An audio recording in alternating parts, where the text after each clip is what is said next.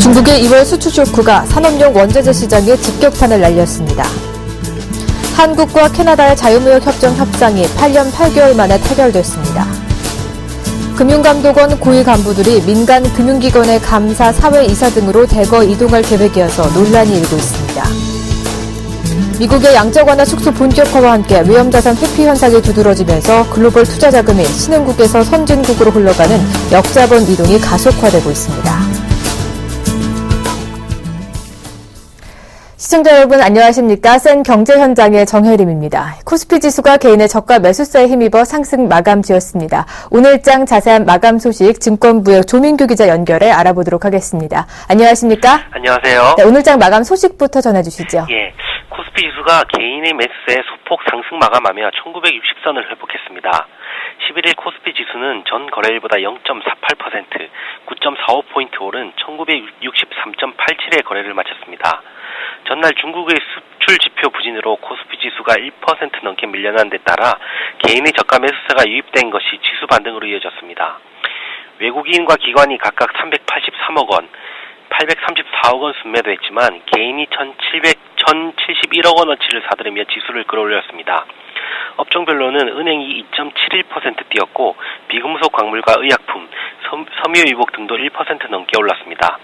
반면 의료정밀과 통신업 등은 하락했습니다. 시가총액 상위 종목 중에서는 신한지주가 2.41% 올랐고 삼성생명과 KB금융, 하나금융 등 금융주들이 강세를 보였습니다.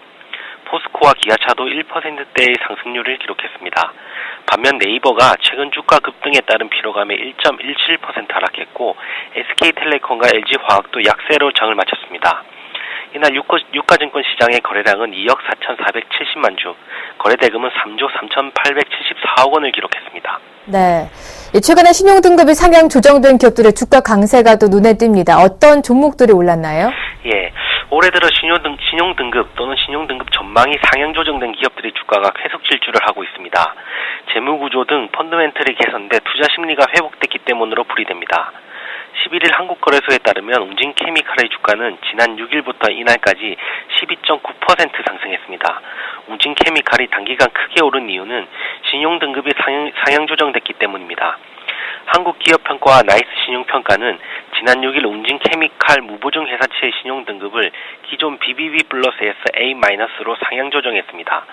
나이스 신용평가는 웅진케미칼은 최대 주주가 웅진홀딩스에서 일본 도레이 첨단 소재를 바뀌며 재무 리스크가 감소했다면서 신용등급 상향 조정 이유를 밝혔습니다. CJ 오쇼핑 역시 지난달 신용 전망이 상향 조정된 이후 주가가 3%가량 올랐습니다. 한국기업평가와 한국신용평가는 CJ 오쇼핑의 신용등급 전망을 기존의 안정적에서 긍정적으로 높였습니다. 홈쇼핑 시장의 성장성이 큰 데다 재무구조가 개선된 것이 CJ 오쇼핑의 전망 재조정 요인으로 꼽힙니다.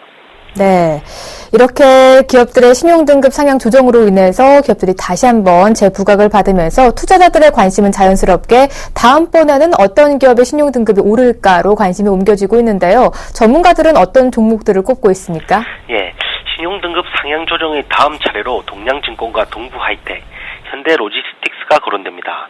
전문가들은 이들 기업은 현재 매각이 진행되고 있어 새 주인을 만나게 되면 신용등급 상향 조정과 주가 상승의 두 마리 토끼를 잡을 수 있을 것으로 평가합니다. 동양증권은 이 가운데 신용등급 조정 시기가 가장 빠를 것으로 예상됩니다. 서울중앙지법은 지난달 동양증권의 매각과 관련 대한유안타증권을 우선 협상 대상자로 승인했습니다. 유안타증권은 대만 1위 증권사로 2012년 기준 총 자산이 6조 3천억 원가량 되는 것으로 알려졌습니다. 한국신용평가는 동양증권은 영업가치가 훼손된 데다 불완전 판매 소송 가능성으로 신용등급이 BB 플러스로 부여됐다면서 유안타증권에서 최종 인수하게 되면 지배구조 불확실성이 해소되고 유상증자를 통한 자본 확충 효과를 기대할 수 있어 신용도 측면에서 긍정적 변화가 예상된다고 전했습니다. 동부하이텍 역시 새 주인을 찾게 되면 신용등급 상승과 주가 상승을 기대할 수 있을 전망입니다. 동부그룹은 지난해 11월 재무구조 개선을 위해 동부하이텍을 매각을 결정했습니다. 반도체 사업을 확장 중인 국내외 업체들이 잠재 인수 후보로 거론되고 있습니다. 김형호 한국채권투자자문 대표는 웅진케미칼이 일본 도레이그룹에 매각되면서 신용등급이 오른 것처럼 동부하이텍도 재정 능력이 받쳐주는 기업에 인수된다면 신용도가 오를 수 있다며 동부하이텍의 회사채 신용등급이 BBB 제로인데 A등급까지 상승할 가능성이 있을 것이라고 평가했습니다. 현대그룹이 보유한 현대로지스틱스도 새 주인을 만나게 되면 신용등급 상향 조정이 점쳐집니다. 현대그룹은 재무구조 개선을 위해 현대로지스틱스를 올해 중으로 상장한 뒤 매각하는 방안을 검토 중에 있습니다. 네, 잘 들었습니다. 지금까지 증권부의 조민규 기자와 함께했습니다. 오늘 말씀 고맙습니다. 고맙습니다.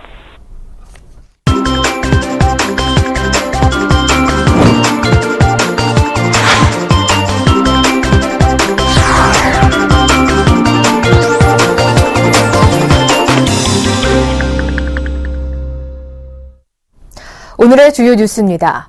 중국의 2월 수출 쇼크가 산업용 원자재 시장에 직격탄을 날렸습니다. 블룸버그 통신에 따르면 국제 철광석의 기준 가격인 중국 탱진항 수입 철광석 가격은 톤당 104.70달러로 전일 대비 8.3% 급락했습니다. 2012년 10월 이후 최저치입니다. 중국이 세계 최대 수입국인 구리 가격 역시 곤두박질쳤습니다. 런던 금속거래소에서 3개월물 구리 선물은 전일 대비 2.6% 급락한 톤당 6,680달러로 4년 만에 최저치를 기록했습니다. 산업용 원자재 가격은 중국을 중심으로 한 이머징 마켓의 경기 둔화 여파로 올 들어 지속적인 하락세를 보이고 있습니다. 이런 상황에서 중국의 2월 수출이 부진한 것으로 나타나자 투자 심리가 얼어붙으며 패닉에 빠졌다는 분석입니다. 한국과 캐나다의 자유무역 협정 협상이 8년 8개월 만에 타결됐습니다. 캐나다는 자동차와 가전제품의 관세 장벽을 없애고 한국은 쇠고기, 돼지고기의 수입 문턱을 낮춥니다. 캐나다와 FTA 협상이 타결된 것은 아시아에서 한국이 처음으로 캐나다는 한국의 12번째 FTA 협정국이 됩니다. 앞으로 협정문 서명과 국회 비준이 순조롭게 진행되면 내년 중 발효됩니다. 양국은 협정 발효 이후 10년 안에 대다수 품목의 관세를 매년 균등 인하하는 방식으로 없애기로 했습니다. 국내 총 생산 기준 세계 11위인 캐나다에 승용차 등 주력 품목의 수출을 확대할 길이 열리지만 축산 농가는 육류 수입 증가로 피해를 볼 것으로 예상됩니다.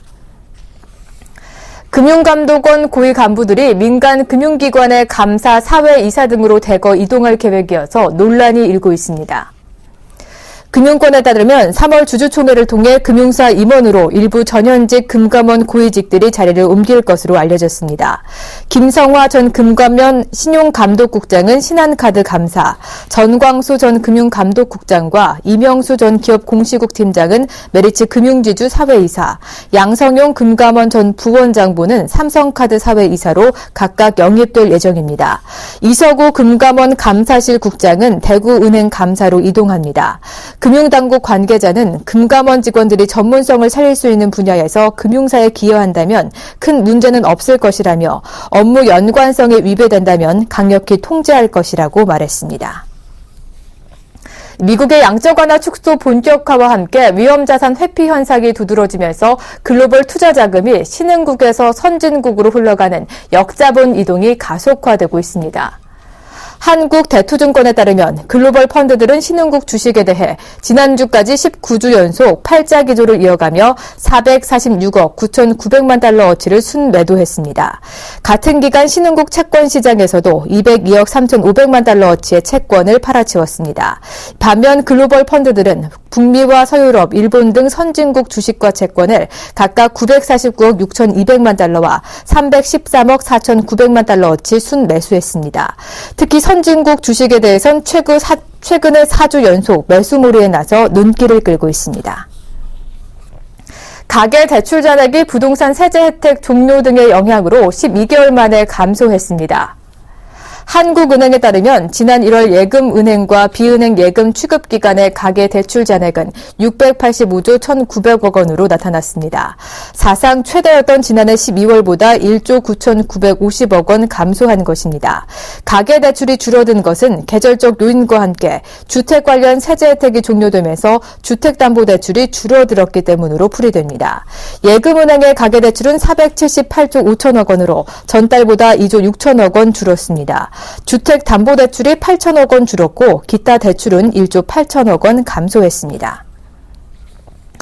네, 올해 1월 카드사에서 1억 건이 넘는 고객 개인정보 유출 사고가 발생을 했고 또 최근에는 통신 대기업인 KT에서도 1,200만 건에 가까운 고객 정보가 유출이 됐죠. 이에 따른 정부는 어제 개인정보 유출 재발 방지 대책을 방지를 내놨는데요. 어떤 내용들이 좀 담겨 있는지 경제부의 임세연 기자 연결해서 들어보도록 하겠습니다. 안녕하십니까? 네, 안녕하십니까? 네, 이 정부는 어제 개인정보 유출 방지 대책을 내놨는데요. 어떠한 내용들이 담겨져 있었나요? 네, 우선 개인정보를 유출한 기업에 대한 처벌을 현행보다 대폭 강화했습니다. 불법 유출된 고객 정보를 이용한 기업은 이를 통해 벌어들인 매출의 3%까지 과징금을 매기기로 했습니다. 단순 정보 유출 시에도 최대 50억 원의 과징금을 부과합니다. 또 이번에 카드사 정보 유출의 범인은 신용정보회사 직원이었는데요. 앞으로 신용정보회사가 불법 정보 유출에 관련되면 6개월 이내의 영업정지나 최대 20억 원의 과징금을 내며 3년 이내 다시 위반하면 허가가 아예 취소됩니다. 중요한 것은 무분별한 정보 수집을 막는 일일 텐데요. 앞으로 소비자는 최초 금융거래 시에만 주민등록번호를 제출합니다. 또한 지금까지 최대 50여 가지 개인정보를 한꺼번에 수집하던 것에서 벗어나 이름, 주민등록번호, 주소, 연락처, 직업, 국적 등 6가지에서 10가지 필수 정보만 수집하도록 했습니다. 나머지는 고객이 동의하지 않으면 기업이 수집할 수 없습니다. 만약 소비자가 부가 서비스를 받기 위해 추가 정보를 제휴사에 제공해야 할 때도 필수 정보와 선택 정보로 나뉘어집니다. 예를 들어 놀이공원 할인카드 등 부가 서비스를 위해 놀이공원에 필수로 제공해야 하는 정보와 단순히 제휴사의 마케팅용으로 쓰이는 정보를 구분해 원하는 곳에만 공개하는 것입니다. 그 밖에 은행 고객 정보가 계열 카드사로 가는 등 금융지주회사 계열사 간의 정보 공유도 제한됩니다. 네. 이번 대책은 몇 차례 발표를 연기하면서까지 내린 범정부 차원의 결정인데요. 다소 아쉽다거나 부족한 부분은 없습니까? 네, 사실 정보 보안이라는 것은 어떤 대책을 쓰더라도 완벽하게 막을 수 없다는 게 학계의 지적인데요. 기업이 10곳을 막아도 해커나 내부 직원이 한 곳만 뚫으면 정보는 새어나가기 마련이기 때문입니다. 그만큼 이번 대책도 내용은 많은 편이지만 사각지대가 발생할 수 있다는 우려가 나옵니다. 우선 개인정보 유출 당시 논란이 되었던 주민등록번호 대체 방안 마련에 대해 정부는 장기 과제로 미뤘습니다. 주민등록번호 안에는 개인의 출생지와 성별, 나이 등이 들어있습니다. 게다가 주민등록번호는 개인별로 평생 동안 각종 가입 시에 활용되면서 수많은 정보가 덧붙습니다. 이 때문에 정부의 행정 업무 등 제한적인 분야에만 주민등록번호를 사용하고 나머지 민간 업무는 별도의 식별번호를 만들자는 의견이 있습니다. 근본적으로는 이번 대책이 업권별로 혹은 사례별로 기준이 제각각이어서 현장에서 얼마나 잘 집행될지 의문이 나옵니다. 현재 존재하고 있는 개인정보 유출 방지 대책도 소관 부처마다 서로 다른 법적 기준 때문에 명확한 규제가 어려웠기 때문입니다. 또한 이번 대책의 상당 부분은 국회에서 법을 개정해야 합니다. 국회가 개인정보 유출 사태가 터진 직후처럼 이 사건에 관심을 가진다면 법안 논의가 속도를 낼 수 있을 텐데요. 그러나 6월 지방선거를 앞둔 정치권에서 이미 사건 발생 수개월이 지난 법안 논의에 얼마나 성의를 보일지 미지수입니다. 네, 그렇군요. 그런데 어제 현호석 경제부총리의 또 발언에 눈길이 가는 대목이 있습니다. 피해자 구제를 위해서 집단 소송제도 검토하겠다 이런 발언을 했는데요. 어떤 의중이 담겨 있는 겁니까? 네, 어제 현호석 경제부총리 겸 기획재정부 장관은 정보 유출 대책을 발표하면서 앞으로 몇 가지 대책을 더 검토하겠다고 했는데요. 정부가 현재 검토하는 추가 대책은 6가지 정도입니다. 공통점은 모두 피해자 입장에서 거액의 배상금을 받을 수 있다는 점인데요. 반면 기업 입장에서는 배상금 부담이 지금보다 수십 배 커지게 됩니다. 정부가 검토하는 방안 중 하나는 징벌적 손해배상 제도입니다. 실제 발생한 손해배상 금액보다 많은 돈을 피해자에게 주는 것입니다. 기업에게 일종의 징벌을 가하는 건데요. 그 밖에 집단소송제나 단체소송제는 개인이나 소비자 단체가 소송을 걸어 승소하면 같은 사례인 피해자가 한꺼번에 배상을 받는 제도입니다. 이미 카드사 정보유출 피해자와 KT 정보유출 피해자들은 집단 소송을 준비 중이어서 더욱 주목받고 있습니다. 그 밖에 피해자가 소송을 걸 경우 기업이 피해 사실 여부를 입증하는 입증 책임 전환제, 또 소송이 아니라 법률에 규정된 손해배상액에 따라 배상을 받는 법정 손해배상 제도도 논의 중입니다. 이 같은 제도는 주로 미국 등 영미 국가에서 시행하고 있습니다. 우리나라와는 법 체계가 완전히 다른 곳인데요. 이 때문에 현호석 부총리도 어제 기존 법 체계와 어긋나지 않는 선에서 검토하겠다고 선을 그었습니다. 네, 잘 들었습니다. 지금까지 경제부의 임세원 기자와 함께했습니다. 오늘 말씀 고맙습니다. 네, 고맙습니다.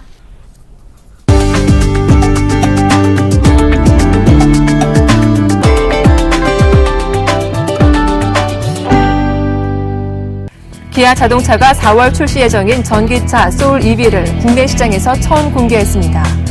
소울 EV는 지난해 출시된 올뉴 소울을 기반으로 개발됐으며 27kW 고용량 리튬이온 배터리를 장착해 일회 충전으로 최대 148km까지 주행할 수 있습니다. 배터리 충전은 급속으로 24분에서 33분, 완속으로 4시간 20분 걸립니다. 소울 EV는 모터로만 움직이기 때문에 엔진 소음이 전혀 없는 것이 특징입니다. 주변 보행자의 안전을 고려해 시속 20km 이하로 주행하거나 후진할 때 엔진 소리가 들리는 가상 엔진 사운드 시스템을 적용했습니다.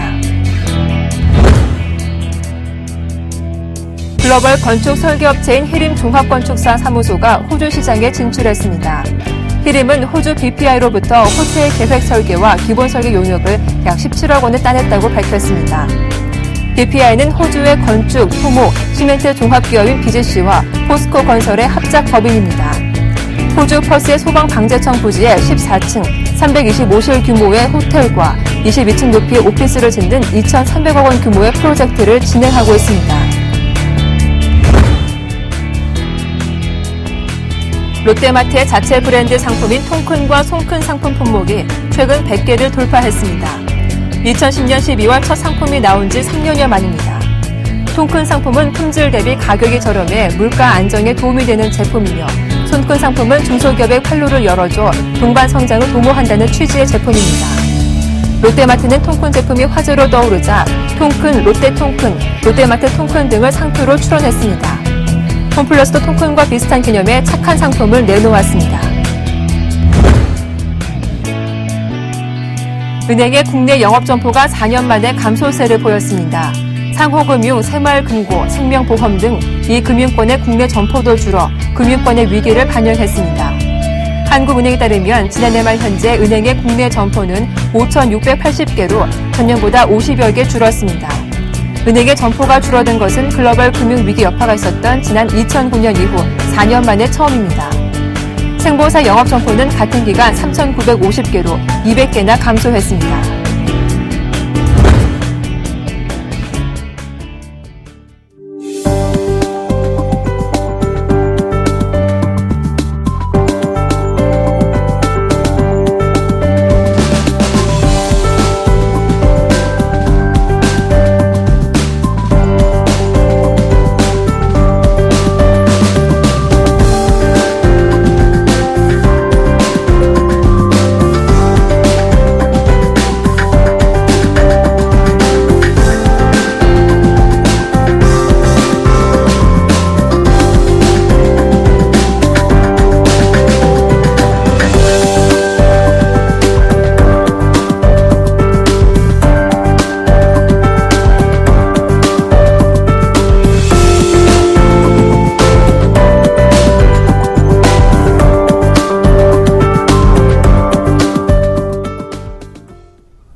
센 경제현장 오늘 준비한 소식은 여기까지입니다. 시청해주신 여러분 고맙습니다.